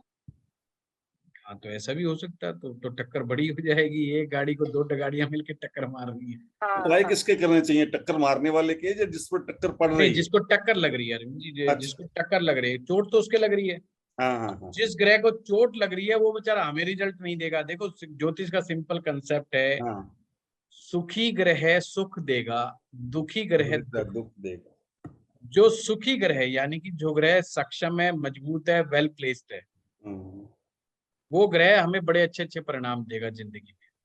और जो ग्रह नीच का है, पीड़ित है, चाहे वो गलत भाव में बैठा है, गलत ग्रहों की दृष्टि में बैठा है, किसी भी कारण से है, वो आपको अपने से संबंधित या अपनी कारक चीजों के नेगेटिव रिजल्ट देता है। इसलिए जो ग्रह टक्कर खा रहा है वो दिक्कत दे देगा। मान लीजिए वर्ष फल में किसी का कोई ऐसा ग्रह, मान लो शनि ही है, शनि टक्कर खा गया किसी से, किसी ग्रह से टक्कर खा गया, तो उसको बेचारे को नौकरी में दिक्कतें आ जाएंगी। और दिक्कत उसको किस वजह से आ रही हुई, किसने टक्कर मारी? आप ये हमेशा ध्यान रखना, टक्कर मान लीजिए सूर्य ने मारी तो इसका मतलब टक्कर बॉस मार रहा है उसका। यस, टक्कर उसका बॉस मार रहा है, यानी बॉस उसके पीछे पड़ गया। वो कहेगा जी बॉस मेरे पीछे पड़ गया है और साफ कह दिया नौकरी खा के मानूंगा तेरी, और वो बेचारा डरा हुआ घूम रहा है और वास्तव में उसकी नौकरी संकट में आ गई है। तो आपने इस तरीके से चीजों को, मंगल टक्कर मार रहा है यानी कि अपने कुलीग्स के साथ या किसी और के साथ वो उसने ऑफिस में झगड़ा करवा दिया है, अब बात नौकरी के ऊपर बनाई और झगड़ा भी ऐसा हो गया मार पिटाई, अब उसको निकालने की बातचीत चल रही है। शुक्र ने टक्कर मार दी यानी कि कोई लेडीज पीछे पड़ गई, लेडीज की वजह से उसको संकट आ गया है। तो आपने ऐसे इवेंट्स को जोड़ना है थोड़ा, तो वो आपको पता चल जाएगा नौकरी किस वजह से संकट में आई हुई है, टक्कर कौन मार रहा है इसको। तो टक्कर जो ग्रह मारेगा वो अपने से रिलेटेड कारक चीजों को ही उसका निमित्त मात्र बनाएगा, उसको आगे लेकर के आएगा, उन्हीं की वजह से उसको परेशानी हुई। सर 9वें घर का शनि 4थे घर में बैठे वीनस को टक्कर मारेगा। क्या दोबारा बताना? 9वें घर का शनि 4थे घर में अगर वीनस है तो उसको टक्कर लगाएगा। हाँ बिल्कुल बिल्कुल। तो वीनस पे क्या असर, वीनस का क्या उसमें रहेगा असर, वीनस को कैसे? देखिए वीनस को टक्कर लगने का मतलब क्या है, अगर वो फीमेल का चार्ट है तो उसकी मैरिज लाइफ, उसकी happiness, marriage life and happiness उसकी गड़बड़ा। टक्कर कौन मार रहा है? शनि मार रहा है। शनि किस लिए शनि का क्या असर होता है? सेपरेटिवनेस, सेपरेटिव इश्यूज जो होते हैं इनकी वजह से मैरिज लाइफ डिस्टर्ब है या रिलेशनशिप डिस्टर्ब है, क्योंकि जीव साथी जो है कहीं ना कहीं सेपरेटिव माइंडसेट से चल रहा है। दूसरा एक ये भी रीजन होता है, शनि नौकर है, नौकर की वजह से दिक्कत में आ गए हमारे रिलेशनशिप। तो कई कारण हो सकते हैं, वो क्या क्या है, वो ग्रह से रिलेटेड हर चीज का आप अनुमान लगाइए। शनि नौकरी है, शनि ये है, शनि वो सारे एस्पेक्ट को आप लगाइए। शनि गरीब आदमी है, शनि लेबर क्लास, वो सब आप लगाइए हिसाब और फिर दिमाग लगा करके देखिएगा, तो उससे रिलेटेड ही रिजल्ट निकलेंगे। सर और सर अगर 3 ग्रह मिलके मार रहे हैं, अगर 3 ग्रह जैसे दूसरे घर में 3 ग्रह हैं, मंगल, चंद्र और मरकरी, और यही 9वें घर में बैठे हैं शुक्र, तो 3 ग्रह मिलके भी एक को टक्कर मार सकते हैं। हाँ बिल्कुल बिल्कुल, नियम वही रहेगा। और कमाल की बात तो चाहे वो उसके परम मित्र क्यों ना हो, शुक्र को नहीं बख्शेंगे। हाँ नहीं बख्शेंगे। ठीक है सर, ठीक। पर अगर राहु केतु को टक्कर मारता हो, हाँ फिर भी वो उसको खराब कर देगा, केतु खराब हो जाएगा। और केतु खराब होने का मतलब ये है कि उसका अगर लड़का होगा तो और स्थिति खराब हो जाएगी, क्योंकि लड़का उसकी बात मानना छोड़ देगा। लड़का संकट में आ जाएगा, लड़का परेशानियों में आ जाएगा। अगर वो पढ़ाई कर रहा होगा तो उसकी पढ़ाई में डिस्टरबेंस हो जाएगी, उसकी हेल्थ खराब हो जाएगी, या वो उसकी बात कोई नकार देगा कि मैं तेरी बात ही नहीं मानता, ना मैं सुनता, या वो खुद ही अपने कैरियर को लेकर के, कैरियर की उम्र में होगा तो कैरियर में दिक्कत में आ जाएगा, पढ़ाई की उम्र में होगा पढ़ाई की दिक्कत में आ जाएगा, या हेल्थ की सिचुएशन खराब हो जाएगी, तो ये भी हो जाएगा। Thank you sir, thank you sir. Simple है। हाँ रत्ना जी जल्दी बताएं। सर बस मेन यही है कि दोनों में ग्रह होने चाहिए, चाहे दृष्टि हो टक्कर हो। ऐसा नहीं है कि एक भाव खाली है और दूसरे में भाव बैठा है, ऐसा नहीं है ना। मैं समझा नहीं, आपका प्रश्न नहीं समझा, क्या बोले आप? जैसे फर्स्ट हाउस में ग्रह है कि 7वें में नहीं है, तो वो दृष्टि संबंध नहीं बनेगा। नहीं, दृष्टि तो दे रहा है 7वें को, 7वें सप्तम में भाव तो को दे रहा है, मानेंगे। पर वहां कोई ग्रह तो बैठा नहीं है जी, तो ग्रह के साथ मिक्स नहीं कर रहा, पर 7वें के रिजल्ट में तो पहले उसका असर माना जाएगा ना। अच्छा, वो सप्तम दृष्टि तो भाव दे रहा है ना 7वें को। हाँ जी। हाँ, वो 100% दृष्टि दे रहा है। अगर ऐसे मान 22 लीजिए वो, मान लीजिए वहां लगन पर बैठा है चंद्रमा, तो जी। 7वें को देख रहा है, तो 100% असर माना जाएगा चंद्रमा का पति पत्नी के बीच में। तो झगड़ा बड़ा नहीं होगा, चंद्रमा कभी बहुत बड़ा झगड़ा नहीं करेगा, पर छोटी छोटी बातों को लेकर के तुनक मिजाजी देगा। सुबह झगड़ा करेगा, दोपहर में झगड़ा करेगा, शाम को करेगा, अगले दिन 2 घंटे में मान जाएगा। चंद्रमा क्षणे रुष्टे क्षणे तुष्टे, उस तरह के रिजल्ट देगा। यानी पति पत्नी में जो झगड़े होंगे बहुत छोटी छोटी बातों को लेके मुंह बना के बैठ जाएंगे दोनों जने, सूर्य मंगल हो गया तो ज्यादा बड़ा झगड़ा। परंतु हाँ अगर मंगल हो गया तो फिर मंगल तो लड़ाई झगड़ा करा देगा तगड़े वाला। और अगर वाइस वर्षा यही सप्तम में बैठा है और फर्स्ट में नहीं बैठा तो भी फिर फर्स्ट वो को देगा। सप्तम में जो बैठा हुआ है उसका अपना खुद का भी रिजल्ट है जी। और ऊपर से वो सब पहले वाला भी देख रहा है उसको, तो डबल हो गए। देखा, यहाँ लाल किताब में भी यही नियम लागू होगा कि 7वें को कोई ग्रह नहीं चाहिए, नहीं तो मैरिज लाइफ डिस्टर्ब हो जाएगी। यहाँ पर भी यही नियम लागू, वैदिक वाला है कि सप्तम में ना ही बैठा हो तो अच्छा है। सप्तम में कोई ग्रह नहीं होना चाहिए। जो भी ग्रह होगा कुछ ना कुछ प्रॉब्लम क्रिएट करेगा ही करेगा, और उसके कारक ग्रह यानी कि बुध और शुक्र वेल प्लेस्ड होने चाहिए अच्छी मैरिज लाइफ के।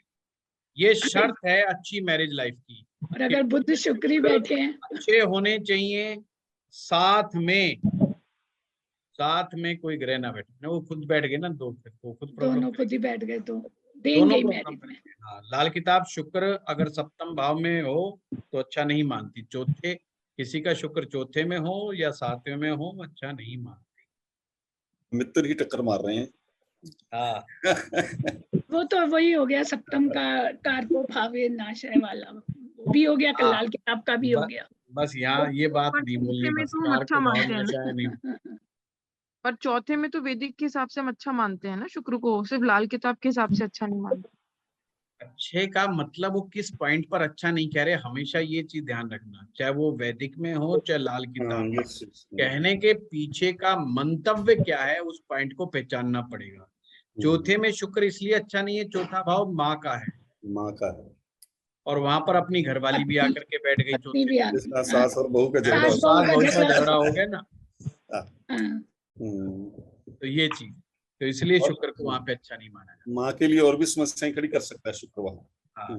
तो सिर्फ फर्स्ट हाउस में अगर ग्रह हैं 2-3 और अष्टम में केतु है तो केतु उनको काटेगा, मतलब पहले वाले 8वें को काटेंगे। कोई भी ग्रह से आपने अष्टम तक गिनना है, बस 8वें में जो भी फंस गया ना उस ग्रह से, वो ग्रह उसको टक्कर मारे। कुछ ग्रह आपको ऐसे मिलेंगे जो टक्कर खा भी रहे होंगे और टक्कर मार भी रहे होंगे, दोनों ही काम कर रहे होंगे, वो टक्कर मार भी रहे होंगे और टक्कर खा भी रहे होंगे, यानी वो खुद भी बुरे परिणाम दे रहे होंगे और दूसरों से बुरे परिणाम ले भी रहे होंगे। तो बहुत घुमावदार होता जा रहा है लाल इसलिए तो रत्ना जी तुरंत बंद कर दिया, मगर गोल गोल ज्यादा घूम रहा है, घूमने ही नहीं देता। लगभग ये जो चीजें है ना, अब इसमें ज्यादा नियम नहीं है, अब प्रैक्टिस की जरूरत है, चीजों को बहुत सिस्टमेटिक वे से समझने की जरूरत है। हाँ, मैंने थोड़ा शॉर्टकट मार करके करवाया है, तो मैं समझता हूँ कि वो जब प्रैक्टिस में आएंगे तो सारी चीजें और भी क्रिस्टल क्लियर हो जाएंगी। जैसे कि हर भाव का, हर ग्रह का पूरा अलग अलग विस्तार हमारे स्टूडेंट चाहते हैं, उनकी रेमेडीज कैसे बनेंगी, रेमेडीज पे बहुत काम होना चाहिए लाल किताब में, वो कैसे डेवलप होंगी। अगर जिसने भी प्रोफेशनली करना है तो उसको मेरे को समझना चाहिए। 26-27 लोगों ने यस किया है, पुराने लोगों ने, अभी तक मेरे पास 26-27 लोगों का आ गया है कि जिन्होंने यस कर दिया है, जो 5 सितंबर से नया कोर्स शुरू हो रहा है। अगर आप में से उनको फिर डिटेल में, क्योंकि ये हम 6th मंथ का लेकर के चलेंगे लगभग इसमें हम 5 अक्टूबर से सर। हाँ 5 अक्टूबर से डिटेल में हम लोग इसको करने वाले हैं। और कुछ चीजें जो छूटी हैं, जो हमने इस कोर्स में नहीं ली, जानबूझ करके नहीं ली क्योंकि वो बड़ी थी या वो बहुत इम्पोर्टेंट हमें नहीं लगी उस समय, तो वो भी चीजें हमने इसमें शामिल कर रहे हैं। ठीक है सर। इसमें वास्तु को भी बहुत अच्छे ढंग से हम लोग उसमें शामिल करेंगे, और भी चीजों को बहुत ढंग से शामिल करेंगे। सर वैदिक की भी साथ थोड़ी प्रैक्टिस करवाएंगे? नहीं, लाल किताब के नियम तो लाल किताब के साथ नहीं है। अरे वो तो घूम जाएंगे आप। हाँ जी, ठीक जो है। लाल किताब की ओरिजिनल बुक है सर, उसमें तो हाथ की रेखाओं को भी देखा गया, हाँ सामुद्रिक भी देखा गया। मेरा पहले बड़ा मन था, क्योंकि हाँ। आपको तो मालूम है मैं पामिस्ट्री भी कराता हूँ, और पामिस्ट्री तो मेरे लिए एक एंजॉय है। और लाल किताब का मिक्सअप करके, पर मुझे लगा फिर बाद में कि वो समझाना मेरे लिए मुश्किल हो जाएगा, कुछ स्टूडेंट को नहीं समझ में आएगा, मुझे ऐसा फील हुआ। इसीलिए मैं कैमरे ऑन करवाता हूँ ताकि मैं शक्ल पढ़ सकता हूँ, कि मुझे फिर एक आभास होने लग जाता है कि क्या चीज समझ में आएगी और क्या चीज नहीं समझ में आएगी। तो ऐसा ना हो कि कहीं अगर मेरे लिए तो 4 स्टूडेंट भी छूट गए 10 में से, जिनको नहीं समझ में आया, तो मेरे लिए फिर वो टेंशन वाली बात हो जाती है। तो मैं चाहता नहीं कि वो पामिस्ट्री में, और उसमें लाल किताब में नियम क्या है पहले ही समझ लीजिए। पामिस्ट्री में पामिस्ट्री नहीं है, वो है पामिस्ट्री देख करके कुंडली बनाना। यस, यही कह रहा था। हाँ जी। अब उसमें पूरी तो पौरुओं पे तो राशियां दी हुई है पूरी की पूरी, तो और वो चीज दी हुई है, तो वो उसमें बार बार वो कहते हैं प्रैक्टिस करो, हाथ देख के कुंडली निकालो।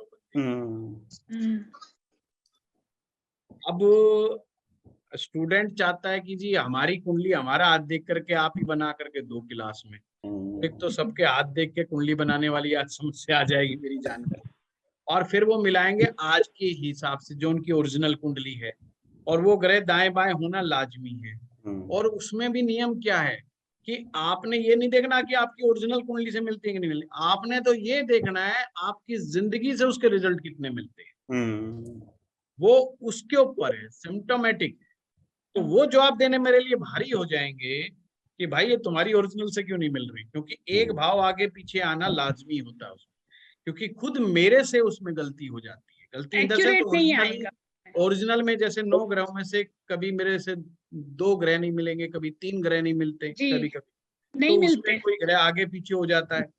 तो वो मुझे पता है कि फिर सभी स्टूडेंट ये डिमांड करेंगे जी ओरिजिनल की तरह मिला करके दो, और वो मिलने नहीं है तो फिर वो अनसेटिस्फेक्शन वाली बात हो जाएगी। हाँ, पर मैं पामिस्ट्री के सिद्धांत जरूर इसमें करवाऊंगा, ये मैं जरूर है वो उपाय, वो चीजें जरूर लूंगा जो पामिस्ट्री के फरमान में लिखी हुई हैं, और जो एज ए ज्योतिष जिनका इस्तेमाल बहुत अच्छा हो रहा है, वो जरूर मैं इसके अंदर शामिल। सर ये जो राहु का उपाय है डिप्रेशन वाला, ये शनिवार के दिन करना है खीर का? कभी भी किसी भी दिन कर सकते हैं। अच्छा। जैसे जो है कि अगर जैसे चिन्ह मिलाने वाली चीजें इसमें हम करवा सकते हैं कि राहु और शुक्र का कॉम्बिनेशन किसी व्यक्ति की कुंडली में आ रहा है, तो उसके शुक्र के क्षेत्र पर जाली बनी हुई है, जो शुक्र का क्षेत्र है वहां पे जाली बनी, तो ये सिम्टम मिल गया। तो इस तरह की चीजें मैं जरूर आप लोग को करा सकता हूँ, और उसमें कराने के लिए बहुत कुछ होगा, अभी बिल्कुल चिंता नहीं। गुरुजी मेरा एक क्वेश्चन था सर, मेरा क्वेश्चन था, जैसे आपने बताया था किसी का राहु डिस्टर्ब्ड है तो वो चांदी का हाथी अपने पास ठोस रखें, तो वो हम पैर की पाजेब में डाल सकते हैं सर? ऐसे हाथ में ऐसे नहीं रखना कविता जी, पहले देखना है कि राहु कौन से भाव में है। राहु हाथी है, पहले उसको देखना पड़ेगा कि वो हाथी कुंडली के किस भाव में। हाथी चीजों को डिस्टर्ब भी कर देता है। अभी पता ना उत्तराखंड के पुराने मुख्यमंत्री को पहाड़ पे चढ़वा दिया था, वो बेचारा पहाड़ी पे बचा, तो हाथी तो था, बस वो हाथी राहु ही है। तो सबसे पहले डायग्नोज करना सीख लो रेमेडी से पहले, ऐसे ही नहीं कोई सुना करके। इसीलिए जल्दबाजी उपाय में मत करो, उपाय करो तो सिंपल कुछ चीजें बेसिक समझ लो। आप मंदिर जाना शुरू कर दो, मंदिर में मत्था नवाना शुरू कर दो, देवी देवताओं को नमस्कार करो, हल्के फुल्के दान पुण्य करो, मीठा बोलना शुरू कर दो, मीठा बांटना शुरू। जो रेमेडीज आपको हार्म नहीं पहुंचाएं ऐसी रेमेडी करना शुरू कर दो। पर ये जो हाथी वाली रेमेडी हैं ये बहुत ही स्ट्रॉन्ग रेमेडीज में आती है, तो इसमें गलती मत खा जाना। गुरुजी, जो हमें सुप्त ग्रह को जागृत करना होता है, तो ये हमें अपने जन्मकालीन कुंडली को देखना है या वर्ष जन्म कुंडली में भी देखना है और वर्ष फल में भी देखना है। अगर वहां पे सुप्त हो और यहाँ पे वर्ष फल में नहीं आ रहा हो तो हमें उपाय करने चाहिए? नहीं, पहले तो ये देखो क्या उस भाव से रिलेटेड घटना घट चुकी है, तो फिर करने की जरूरत नहीं। जैसे मैंने बताया किसी के संतान पैदा हो गई है तो इसका मतलब 5वां जाग चुका है, अब उसको जगाने की जैसे किसी का फर्स्ट पर हाउस वर्ष फल में आ जाता है, वर्ष फल में आ जाता है कि ग्रह सो गया है, तो उसको कुछ दिनों के लिए आप जगाने के लिए छोटे मोटे रेमेडी कर सकते हो। जैसे फर्स्ट हाउस हम देखते हैं कि अगर फर्स्ट हाउस सुप्त है तो उससे तो कोई रिलेशन नहीं है, वो तो फिर वही हो गया कि उसका जो दिमाग है वही अच्छे से काम नहीं करेगा। तो या तो हमें 28 साल की उम्र पार हो गई है तो वो जाग गया, और कई बार वो और भी नहीं होता। अगर नहीं रिजल्ट आ रहे हैं तो फिर रेमेडी करवा देना चाहिए, मेरा ये मानना है। जी गुरुजी। हाँ लक्ष्मी जी। जी सर, पहला क्वेश्चन ये है कि अगर हमें कोई भी इवेंट घटित करवाना हो तो क्या उस पार्ट को हम लोग आगे एडवांस में लेके चलेंगे कि उस भाव को हम लोग यानी उस इवेंट को कैसे घटित करवाएं, उस ग्रह को मजबूत करें कि ये लक्ष्मी जी बिल्कुल भी कि हमारे हाथ में नहीं होता, कोई भी एक इवेंट घटित नहीं करवा सकता भगवान को छोड़ करके। नहीं सर, जैसे एज ए रेमेडी हम लोग काम करते हैं या हम लोग सीख रहे हैं। बोलिए जी, एज ए रेमेडी हम पूछ रहे हैं। जैसे मान लीजिए किसी को संतान की दिक्कत है या किसी को कर्म क्षेत्र की दिक्कत है, तो उस बेस पे हम कह रहे हैं। तो इवेंट का मतलब क्या, लोग उसको इवेंट का दूसरा मतलब समझ नहीं सर, जैसे मैं कह रहा हूं स्पष्ट करें आप। हाँ, जैसे किसी के पास संतान नहीं है तो हम उस कारक ग्रह को मजबूत करें कि पंचम भाव को स्ट्रेंथ दें, किस हिसाब से काम होगा? सबसे पहले ये तो हो गया जनरलाइज उपाय कि कारक को मजबूती दे दो, पंचम भाव का उपाय कर दो। ये तो ज्योतिषी लोग सोते सोते बताते हैं कि जिन्होंने फीस नहीं देनी होती वो कहता है जी बच्चे नहीं हो रहे, अच्छा 5वें को उपाय कर ले, ये कर ले, उसने देखना नहीं। पर स्पेसिफिक उपाय करने से ही रिजल्ट आएंगे। स्पेसिफिक उपाय कैसे करेंगे? पहले देखिए कि संतान हो क्यों नहीं रही, कारण क्या है। कोई ग्रह टक्कर मार रहा है, कोई ग्रह की दृष्टि पड़ रही है, या कोई ग्रह सोया हुआ है। हो सकता है कारक ग्रह ही सोया हुआ हो, जैसे कारक ग्रह संतान का केतु है, कहीं वो तो नहीं सो रहा, कहीं गुरु पुत्र संतान का कारक है, कहीं वो तो नहीं सो रहा। तो आपने उन मुद्दों को भी देखना है, उन पॉइंट को भी देखना है कि किस कारण से संतान नहीं पैदा हो रही, किस ग्रह की अड़चन की वजह से संतान पैदा नहीं हो रही। जैसे अगर केतु पिटेगा, केतु पिटने का मतलब है शुक्र अपने आप खराब हो जाता है, केतु पिटते ही शुक्र भी खराब हो जाता है। और अब केतु को ठीक करना है तो गुरु को इलाज कर दो, गुरु के ठीक होते केतु ठीक हो जाएगा, और केतु ठीक हो गया तो शुक्र ऑटोमेटिक ठीक हो जाएगा। ये संतान का कंसेप्ट बता रहा हूँ, सिर्फ संतान के लिए मैं बता रहा हूँ, संतान के लिए बता रहा हूँ। अगर किसी को संतान पैदा नहीं हो रही, खास करके पुत्र संतान पैदा नहीं हो रही, इसका मतलब केतु अच्छा रिजल्ट नहीं दे रहा। और उसकी बुनियाद कहाँ छिपी है? गुरु के अंदर उसकी बुनियाद छिपी, कहीं ना कहीं गुरु भी डिस्टर्ब है, इसीलिए तो केतु ने अच्छे परिणाम नहीं दिए। गुरु भाई केतु डिस्टर्ब है, केतु इसलिए डिस्टर्ब है, याद करो उस चैप्टर को, मैंने क्या कहा था? केतु कैसा होगा? जैसा गुरु होगा, गुरु अच्छा तो केतु अच्छा, केतु खराब तो इसका मतलब कहीं ना कहीं गुरु भी खराब है, तो इसलिए पुत्र संतान नहीं हो रही। तो गुरु का इलाज करोगे तो केतु ठीक हो जाएगा। कोई व्यक्ति कहता है थोड़ा सा इम्पोर्टेंसी की प्रॉब्लम है, यानी शुक्र पिट रहा है, तो आप देखो शुक्र क्यों पिट रहा है। कहीं ऐसा तो नहीं कि शनि को सूर्य देख रहा है, कहीं ऐसा तो नहीं कि सूर्य टक्कर मार रहा है शनि को, रीजन क्या है, तो उसके फैक्ट फाइंडिंग में जाना है कि, और फिर उसका निचोड़ निकाल के लाना है कि कौन सा ग्रह जिम्मेवार है। पुराने ऋणों को भी, जो हमारे पास्ट ऋण है उनको भी लिखिए, कहीं पितृ श्राप है या गुरु श्राप है, किस वजह से ये चीज नहीं हो रही है, और उनकी सबकी रेमेडी कराने से संतान हो, केवल जनरलाइज से नहीं। और मैंने कहा ना, यहाँ तो ये कंसेप्ट ही नहीं है पंचमेश कहाँ पे बैठा है। ठीक सर। और सर दूसरा क्वेश्चन मेरा ये है कि जैसे सूर्य शनि को ले रहे हैं हम लोग, कि अगर सूर्य चतुर्थ भाव में है, 100% दृष्टि देख रहे हैं, और शनि 10th में है, तो सूर्य शनि को टक्कर मारेगा, जिसमें कि शुक्र मंदा हो जाएगा या शुक्र अपना अच्छा प्रभाव नहीं देगा।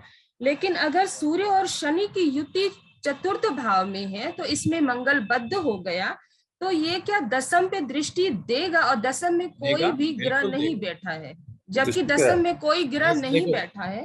बेशक नहीं बैठा हो, दृष्टि तो जाएगी ना, 100%। तो यहाँ पे फिर वैदिक की तरह है, वैदिक की तरह है। जैसे वैदिक में क्या है कि लगन पे कोई ग्रह बैठा तो साथे को दिखेगा ही दिखेगा, चाहे उसमें कोई ग्रह बैठेगा नहीं या नहीं बैठेगा। अगर बैठा है तो वो ग्रह भी उसकी दृष्टि में आ जाएगा। और दसम में जैसे अगर कोई ग्रह नहीं बैठा हुआ है, तो वहां पे वो सोया हुआ घर माना जाएगा। क्यों? जब वो दृष्टि आ तो रही है चौथे में बैठ करके। सोया हुआ तो जो भी मानेगा ना, सोया हुआ तो जो भी माना जाए जब कोई ना दिख रहा हो। ठीक है, चलिए। विश्वामित्र जी, आपने कुछ पूछना है? सर मैं ये पूछ रहा था, लोग टक्कर वाला कॉन्सेप्ट तो पकड़ रहे हैं, लेकिन षडाष्टक पकड़ेंगे तो वैसी पकड़ में आ जाएगा ये तो। हाँ, पकड़ में बिल्कुल देखिए, कुल मिलाकर के चीजें वही आनी है, नेट रिजल्ट तो निकलना है जी। बस इसमें क्या है कि थोड़ी चीजें आसान है। लाल किताब में होता क्या है कि 5-6 महीने अगर आप लोग प्रैक्टिस कर लोगे ना, तो ये फिर बहुत इजी लगने लगेगा। सर दूसरा क्या, जैसे दृष्टि, जैसे दशा का कॉन्सेप्ट नहीं है क्या इसमें, या अभी आएगा? दशा का आएगा।